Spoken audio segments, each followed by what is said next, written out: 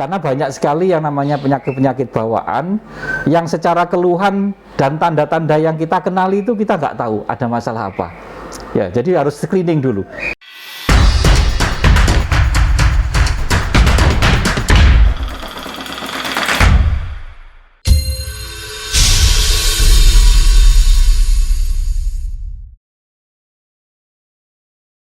Assalamualaikum warahmatullahi wabarakatuh. Selamat pagi kawan semuanya. Kita jumpa lagi bersama STJ TV yang selalu menginspirasi dan mengedukasi. Pagi ini kita akan membahas sesuatu yang topik sangat menarik, yaitu tentang kematian mendadak dan olahraga. Kita tahu semuanya bahwa sekarang ini musim pandemik COVID-19, di mana pandemik ini tidak hanya melanda di Indonesia saja, tapi juga seluruh dunia. Nah, kemudian salah satunya itu adalah pencegahan. Pencegahan adalah supaya ini tidak kena COVID adalah pencegahan. Pencegahan antara bisa juga dengan menjalani protokol kesehatan, yaitu dengan menjaga jarak, mencuci tangan, kemudian selalu pakai masker, ya, mencegah kerumunan dan sebagainya. Selain itu juga melakukan vaksinasi. Dan selain itu juga harus olahraga supaya daya tahan tubuh kita itu meningkat. Itu salah satu pencegahannya. Nah, tapi olahraga sendiri itu juga bisa membahayakan kita semua kalau memang ada kelainan jantung atau mungkin tidak tahu berada kelainan jantung atau tidak, dia bisa mati mendadak. Dan mati mendadak ini bisa terjadi pada semua orang, ya, baik laki-laki maupun perempuan. Sosialnya juga tidak siapapun bisa terjadi, ya. Jadi laki perempuan bisa terjadi, tua, kadang-kadang muda juga banyak mati juga yang mendadak itu, dan tidak bisa diprediksi, dan itu tidak terjadi juga pada saat olahraga, tapi juga pada saat yang lain juga, misalnya pada saat menyanyi, kemudian ada juga pada saat melakukan MC, juga pada saat ada juga yang sedang menghibur, ya. Saya pernah mendengar juga ada dalang yang meninggal pada saat melakukan mendalang, itu juga bisa meninggal juga mendadak, juga ada juga. Ya, pokoknya intinya bahwa kematian mendadak itu bisa terjadi pada semua orang dan pada saat aktivitas apapun juga, ya, tidak hanya olahraga tapi juga yang lain, ya. Jadi itu makanya itu kita saat ini kita akan membahas tentang kematian mendadak dengan olahraga, dan bersama pagi ini kita hadir bersama Dr. Andrianto, spesialis jantung pembuluh darah konsultan. Selamat pagi. Selamat pagi, Prof. Assalamualaikum warahmatullahi wabarakatuh. Waalaikumsalam. Gimana, Prof? Sehat? Alhamdulillah sehat. Kelihatannya ini habis olahraga ini. Ya, Prof. Hari Minggu, jadi kita luangkan waktu untuk kita olahraga, Prof. Iya, alhamdulillah. Jadi pagi ini kita sudah kehadiran Dr. Andrianto, spesialis jantung pembuluh darah konsultan, yang kita bahas pada pagi ini, ya. Yang beliaunya tentang ahli jantung, tentunya tahu kapan apa itu mati mendadak dan kapan mati mendadak dan bagaimana olahraga dengan tadi itu. Nah, sekarang saya akan pertanyaan pertama itu yang kita tanyakan pada beliaunya adalah, sebetulnya kematian mendadak itu artinya apa? Pengertiannya apa sih kematian mendadak itu?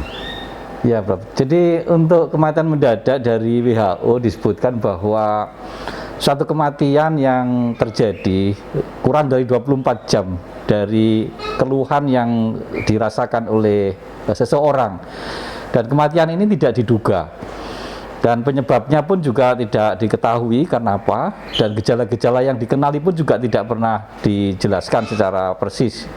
Dan kematian ini memang terjadi secara alamiah, jadi tidak ada faktor trauma di situ, kemudian juga tidak ada karena keracunan gitu, Prof. Jadi memang semuanya serba tiba-tiba, dan ini biasanya kan mengagetkan semua pihak, Prof.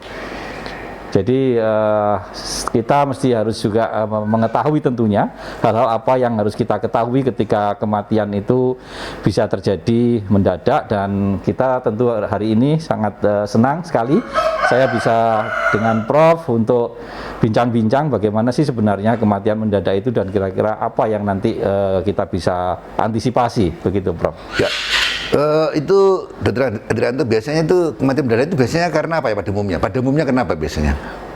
Dari penelitian yang ada itu, Bro, jadi 80-an% kasus itu karena kematian karena jantung, Bro. Walaupun memang penyebab-penyebab lain dari sistem saraf pusat, stroke misalkan, itu juga ada kejadian sifatnya tiba-tiba, Bro. Kemudian juga kelainan pada sistem saluran nafas karena aspirasi semisal, itu juga hal yang bisa terjadi.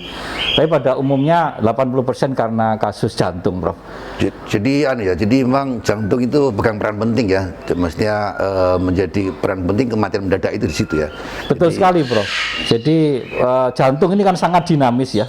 Suatu organ yang mulai dari janin sampai dengan nanti kita tutup usia itu kan bekerja terus menerus, dan di sana ada faktor struktur daripada jantung, kemudian juga ada fungsinya jantung, kemudian juga ada aktivitas listriknya jantung. Nah, aktivitas listrik jantung ini yang luar biasa bekerjanya, dan mereka 24 jam full, tidak pernah berhenti, tidak pernah istirahat. Dan tentu ini yang menyebabkan juga sebenarnya yang paling banyak adalah gangguan kelistrikan jantung ini, Prof, yang bisa menyebabkan kematian mendadak. Dan memang betul karena tidak diketahui secara persis gambaran-gambaran yang terjadi sebelumnya itu apa saja, sehingga ini seringkali juga tidak bisa kita antisipasi sebelumnya. Jadi kemudian ada nggak faktor risiko yang membuat kematian mendadak itu? Karena ada risikonya, ada kira-kira? Ya, jadi sebenarnya suatu kematian mendadak yang karena jantung ini ada berbagai penyakit yang sebenarnya juga melatar belakangi, Prof. Sehingga faktor risiko yang terkait dengan penyakit tersebut, penyakit jantung tersebut yang sebenarnya juga menjadi faktor risiko. Jadi mulai dari seseorang dengan hipertensi, dengan dislipidemia atau kolesterol yang tinggi, dengan diabetes, kemudian juga dengan faktor risiko dari keluarga. Jadi keluarga yang dengan riwayat kejadian mati mendadak atau penyakit jantung koroner yang terjadi pada usia muda, ini adalah faktor-faktor risiko yang bisa menyebabkan seseorang itu mati mendadak. Dan ini tentu harus sekali lagi harus dikenali, Prof. Ya. Jadi kalau sekarang kalau kita hubungkan dengan olahraga itu sebetulnya kan kalau kita lihat kan memang bisa meningkatkan imunitas ya. Tapi olahraga sendiri itu juga harus hati-hati. Ya kan, mestinya kan. Kenapa kok bisa olahraga pada tujuannya untuk meningkatkan imunitas, tapi kok kadang-kadang terjadi meninggal mendadak itu? Itu kira-kira kenapa itu? Iya, Prof. Jadi sebenarnya kalau hubungan olahraga dengan masalah kematian mendadak itu sudah pernah dikenalkan ya, masalah-masalah itu mulai dari zamannya Hippocrates, Prof. Jadi yang hidup kira-kira tahun 350-400 tahun sebelum Masehi itu Hippocrates pernah menyatakan bahwa aktivitas fisik sedang itu bisa meningkatkan kesehatan. Terus kemudian pada tahun 1950, berarti sekitar 1000 tahun berikutnya atau 2000 tahun berikutnya ya, 2000 tahun berikutnya ada sebuah penelitian di London, Prof. Jadi penelitian itu menjelaskan bahwa seseorang yang kebetulan sebagai kondektur bis yang kebetulan bisnya ada tingkat dibandingkan dengan resiko kematian mendadak dengan sopir, itu ternyata lebih tinggi pada sopirnya. Nah, jadi disitulah kemudian dinyatakan bahwa memang olahraga itu memberikan efek yang baik kaitannya dengan kesehatan fisik dan terutama juga jantung. Nah, kembali kepada masalah kenapa kok jantung bisa menyebabkan kematian mendadak. Ya karena memang jantung itu sangat dinamis dan dia menjadi faktor yang paling menentukan bagaimana suplai darah ke seluruh tubuh. Jadi ketika ada masalah dengan berhentinya jantung, maka suplai yang ke seluruh tubuh ini menjadi tidak mendapatkan ya. Sehingga ini yang menyebabkan kerusakan organ yang bahkan kematian tentunya. Nah, ada beberapa penyakit yang sebenarnya melatar belakangi, Prof. Kenapa kok seseorang bisa menjadi mati mendadak karena jantung. Yang pertama sebenarnya adalah kelainan kongenital atau kelainan bawaan. Nah, kelainan bawaan itu juga seseorang seringkali kalau memang tidak parah gitu kadang-kadang tidak terasakan. Sehingga ketika ada pemicu dengan jantung yang bekerja melebihi kemampuan, maka terjadilah serangan itu. Kemudian juga kelainan-kelainan yang hubungannya dengan masalah penyakit jantung koroner, Prof. Di mana kita ketahui bahwa pembuluh darah jantung, ya ini kalau boleh saya peragakan, Prof ya. Ini adalah organ jantung kita, dan organ jantung ini ada pembuluh darah. Jadi di luar dari permukaan otot jantung ini ada pembuluh darah arteri koroner namanya. Yang merah-merah ini adalah pembuluh darah arteri koroner. Dia bisa memberikan suplai untuk otot jantung ini agar bisa bekerja. Ketika di pembuluh darah ini ada sumbatan, dan sumbatan itu bisa terjadi karena adanya kerak di pembuluh darah ini, kerak di dalam dinding pembuluh darah ini yang lepas. Ketika lepas, dia akan menyumbat. Nah, lepasnya kerak yang menyumbat mendadak inilah yang menyebabkan nanti otot jantung itu tidak mendapatkan suplai. Nah, inilah yang kemudian kalau otot jantung tidak mendapatkan suplai, aktivitas kelistrikan dari jantung ini bisa kacau. Nah, ketika kacau, yang terjadi adalah jantung itu tidak berdenyut begini, tetapi hanya kejang. Jadi gini aja. Nah, begini aja. Nah, kekejangan otot yang terjadi hingga 5 menit, ini sudah mengancam jiwa. Oleh karena itu, kalau seseorang yang misalkan dengan tadi faktor risiko diabetes, hipertensi, kemudian kolesterolnya tinggi, itu harus dicek betul apakah jantungnya ini baik atau enggak. Kalau enggak, nanti bisa terjadi pada saat olahraga yang berat, maka terjadi plak rupture, kebutuhan oksigen otot jantung banyak, tidak tersuplai, nah terjadi gangguan irama, bisa meninggal mendadak. Jadi ini faktor-faktor inilah yang tentu harus kita jaga. Di samping itu juga ada kelainan dari aktivitas listrik jantung. Jantung kita ini luar biasa, Prof. Jadi jantung kita ini ada bukti bahwa bagaimana dia memiliki aktivitas listrik. Ya. Jadi aktivitas listrik jantung ini kan seperti ini, Prof. Ya. Jadi ini setiap saat dia akan mengeluarkan impuls listrik yang bisa kita rekam dalam bentuk sebuah rekaman seperti ini. Nah, ketika ada gangguan irama tadi itu karena oksigen pada otot jantungnya kurang, nah ini bisa kacau. Nah, ketika kacau inilah yang kemudian menyebabkan otot jantung tidak berkontraksi layaknya sebagai bisa pompa. Diginikan, ya, sebagai layaknya pompa, tetapi dia tuh hanya kejang aja. Nah, tadi kejang itu kalau kemudian kita ditolong dengan segera dalam waktu 6 menit, dia akan meninggal. Ya, jadi tadi dikatakan bahwa ada kerak. Kerak itu apa? Maksudnya itu apa yang lepas? Apa kerak yang lepas atau kerak itu apa sebetulnya itu? Ya, kerak itu kan komponennya dari lemak-lemak, Prof. Oh. Jadi dari kolesterol itu, Prof, ya. Itu yang nanti menempel di dinding pembuluh darah koroner. Nah, dinding pembuluh darah koroner kita jangan dibayangkan besar. Kita punya diameter pembuluh darah koroner hanya sekitar 3 sampai 4 mili saja. Jadi kalau misalkan keraknya tebal dan tidak stabil, ketika dia lepas keraknya, maka dia akan menyumbat. Karena dia akan larut di dalam aliran darah. Nah, inilah yang harus dijaga betul supaya ketika aktivitas olahraga tidak memicu terjadinya plak itu menjadi pecah atau lepas tadi itu. Kemudian juga otot jantung itu jangan melebihi kemampuan untuk dia berdenyut. Ketika melebihi kemampuan untuk berdenyut, tadi gangguan irama itu potensial terjadi. Jadi pada orang tadi yang merokok, kemudian hiperlipidemia, itu kan untuk terjadi gumpalan kerak tadi besar ya? Besar, betul, Prof. Ya, itu adalah faktor-faktor risiko dominan. Jadi makanya kalau kemudian seseorang saat ini merokok tidak apa-apa, punya kolesterol tinggi tidak apa-apa, pasti nanti jangka panjangnya akan bermasalah. Karena kerak itu makin hari berdasarkan lamanya waktu tentu dia akan numpuk. Nah, numpuknya ini yang kemudian akan memberatkan masalah-masalah yang terjadi di pembuluh darah koroner kita. Nah, itu lepasnya kenapa kerak itu? Tidak bisa dijelaskan secara persis, Prof. Tapi yang jelas bahwa shear stress, jadi shear stress itu gesekan yang kuat pada aliran darah di dalam pembuluh darah koroner, ini juga bisa memicu terjadinya plak rupture. Jadi kalau misalkan olahraganya hebat, olahraganya berat, maka shear stress itu juga akan kuat terjadi di pembuluh darah koroner tersebut. Dia akan bisa memicu untuk lepasnya kerak itu tadi. Jadi pada saat olahraga yang keras itu justru memicu geraknya tadi itu, gerakannya tadi lepas tadi itu, ya, lepas betul, plak itu sehingga menyumbat ke koroner tadi itu ya. Benar sekali. Itu yang bikin mati mendadak itu ya. Iya.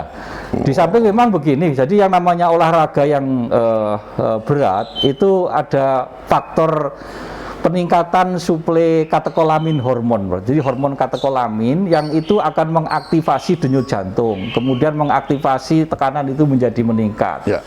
Terus kemudian juga aliran darah di dalam pembuluh darah itu juga semakin kencang gitu, Bro. Nah, itulah yang menyebabkan terjadinya kemungkinan suatu plak rupture tadi itu. Jadi kalau ada yang mengatakan bahwa pada saat olahraga itu kematian paling banyak adalah karena jantung, apa benar itu? Betul sekali, Prof. Tadi sekitar 80% itu, Prof, 70-80% kasus itu ini laporan-laporan dari negara-negara yang kebetulan memang sudah melakukan registry ya, Prof ya. Pencatatan yang baik kaitannya dengan masalah-masalah kematian mendadak itu karena memang faktor jantung. Faktor jantung ya, iya. Jadi 80% ya. Iya. Terus bagaimana taunya itu ya, kalau ini misalnya orang naik sepeda pancal atau maupun lari, kemudian wah ini membahayakan, kira-kira mau terjadi bahaya itu bagaimana? Ada keluhan apa supaya mereka tahu bahwa oh ternyata kok kalau saya sudah misalnya nyeri dada atau bagaimana, oh ini mau tanda-tanda saya mau membahayakan jantung saya sehingga saya harus berhenti, gimana itu? Ya. Apa kira-kira tandanya apa itu?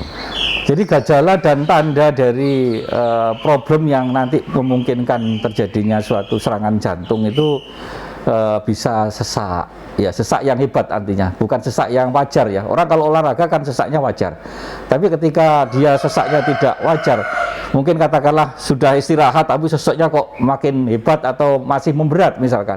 Nah, kita mesti curiga bahwa ini jangan-jangan ada problem di jantung. Kemudian juga berdebar-debar yang sangat ya, bukan berdebar yang wajar. Orang kalau habis olahraga atau pada olahraga tentu memang yang namanya denyut jantung itu frekuensinya akan meningkat. Tapi ketika sudah istirahat dia akan turun sebenarnya. Tapi kok ini masih kenceng aja, berdebarnya terasa makin berat gitu. Ini juga ada masalah. Kemudian juga gejala mau pingsan, Prof. Mau pingsan ya. Jadi pada saat olahraga kok oling mau pingsan. Nah, ini juga jangan-jangan ini karena suplai yang ke otak kurang karena juga akibat dari suplai dari jantung yang kurang. Kemudian juga bisa lemes. Jadi tiba-tiba pada saat exercise kok tiba-tiba lemes. Mestinya pada saat exercise kalau jantungnya bekerja, dia bisa mengimbangi kebutuhan itu. Nah, ini kok tiba-tiba lemes. Ini jangan-jangan memang jantungnya pada saat itu tidak bisa mengimbangi, ada masalah di jantung. Nah, ini gejala-gejala yang pada saat kondisi demikian ya kita harus waspada. Ini jangan-jangan masalah jantung.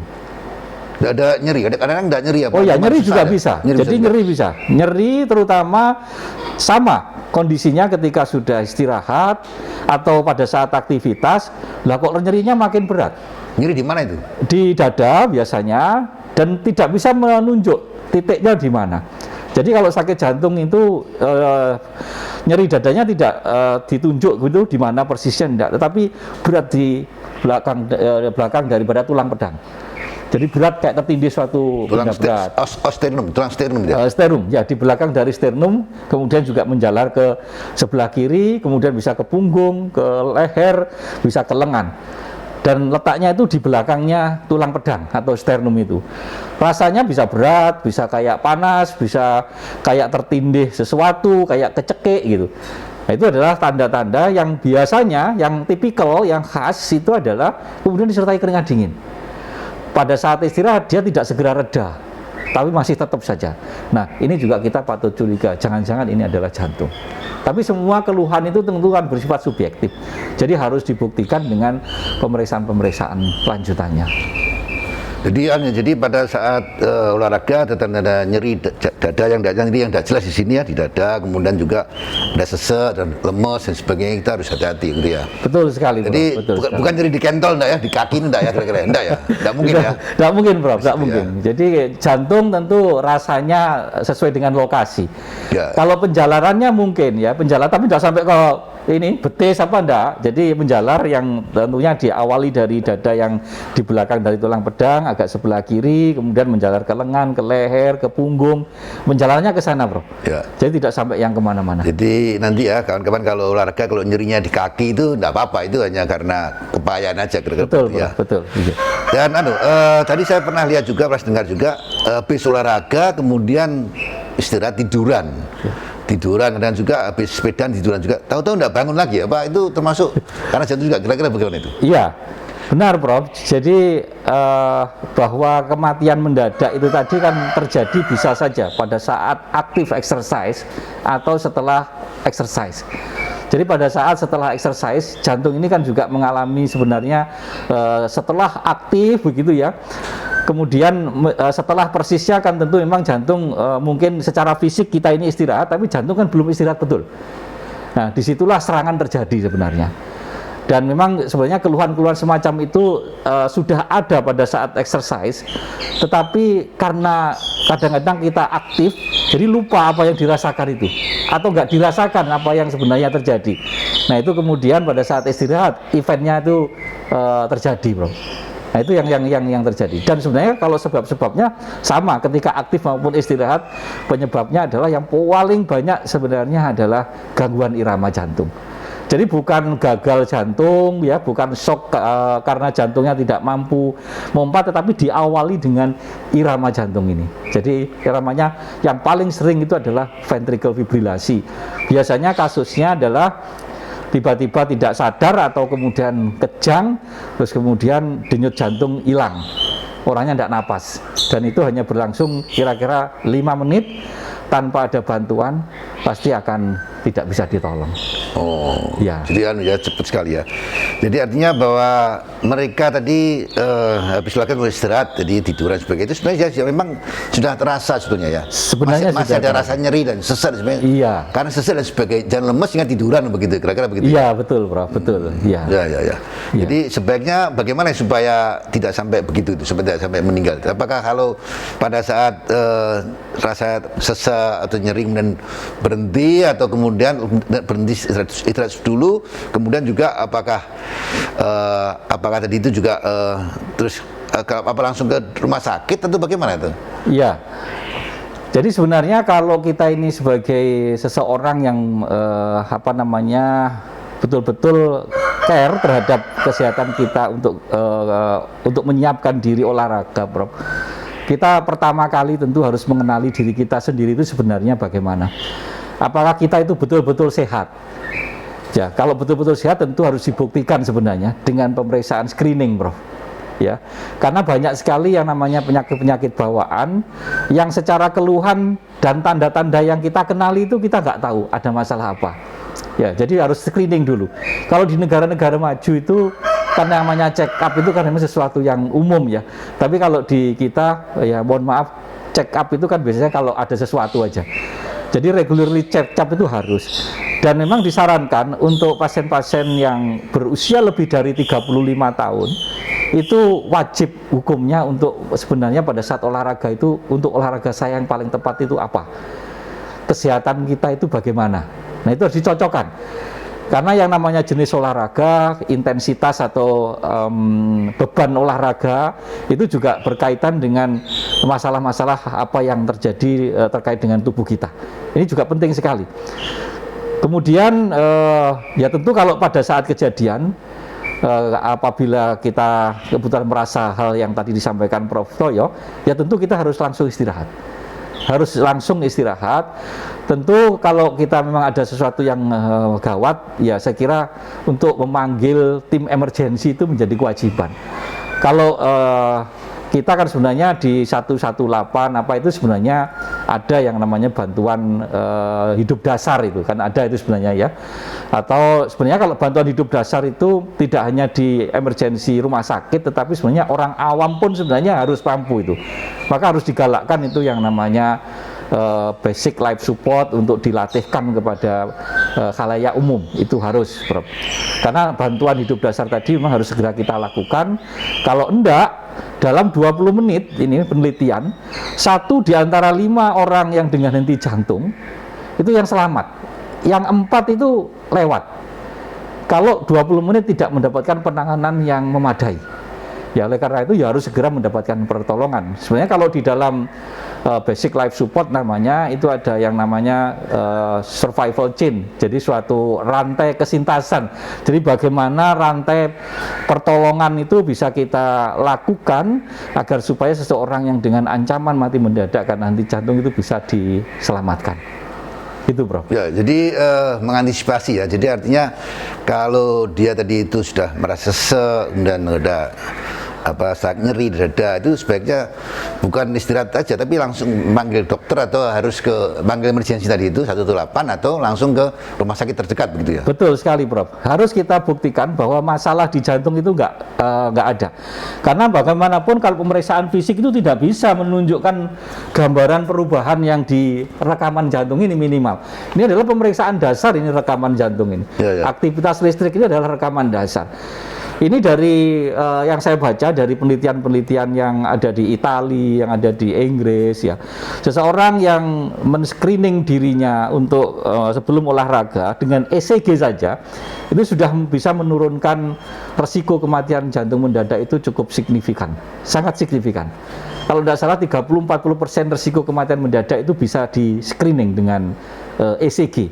ECG itu sesuatu yang sebenarnya mudah sekali dilakukan dan juga murah. Bukan mahal, ya, murah. Karena nanti dari sini kita akan bisa mengembangkan itu. Ini arahnya kemana ini kelainan jantungnya ini gitu. Karena kalau misalkan kita tidak melihat ini sebagai variabel dasar untuk kemudian kita tindak lanjuti, ya tadi nanti tahu-tahu kita ada masalah yang sebenarnya kalau kita bisa melakukan pemeriksaan lebih awal akan lebih baik. Ya. Jadi yang tadi yang sudah sakit tadi itu sudah nyeri dan sebagainya, dilakukan pemeriksaan ECG itu namanya EKG. Elektrokardiografi ya. Ya, elektrokardiografi. Jadi gambaran listrik daripada aktivitas jantung. Jantung ya. Iya. Nah, untuk kemudian ini mengantisipasi pada saat olahraga, bagaimana supaya nanti tidak sampai tadi jantungnya sesek, dada sesek atau nyeri itu, mungkin perlu pakai jam yang ada nadinya atau bagaimana supaya monitor itu, apa kira-kira perlu pada itu? Betul sekali. Jadi yang pertama sebenarnya Prof, kita harus menentukan jenis olahraga itu tadi. Olahraga yang dikatakan aman itu kalau hitungan secara medis itu tidak lebih dari 6 match. Apa 6 match? 6 match itu sebenarnya hitung-hitungan kebutuhan metabolisme, terhadap oksigen yang kita perlukan. Nah, jadi olahraga yang berat itu match-nya pasti lebih dari 6. Contoh misalkan orang lomba lari. Orang bersepeda dengan kecepatan tinggi dengan jarak tempuh lebih dari 15 km per jam. Orang jalan dengan kecepatan 10 lebih km per jam. Itu termasuk olahraga-olahraga yang berat, termasuk olahraga kompetisi. Basket, sepak bola, itu adalah olahraga-olahraga yang lebih dari 6 match. Makin intensitas olahraga-olahraga tersebut makin tinggi, match-nya akan lebih tinggi. Jadi prinsipnya adalah bahwa untuk olahraga yang disarankan itu sebenarnya yang moderate. Jadi yang sedang, kurang dari 6 match. Kurang 6 match itu olahraga hiburan, Bro. Jadi olahraga hiburan, terus kemudian juga dari penelitian yang ada, durasi kita menjalankan olahraga ini juga juga diperhitungkan. Karena kalau lebih dari 240 menit per minggu, ini juga ternyata mortalitas untuk kejadian kematian jantung mendadak atau henti jantung ini juga ternyata lebih besar dibandingkan dengan orang yang menjalani olahraga kurang dari 150 menit ya per minggunya.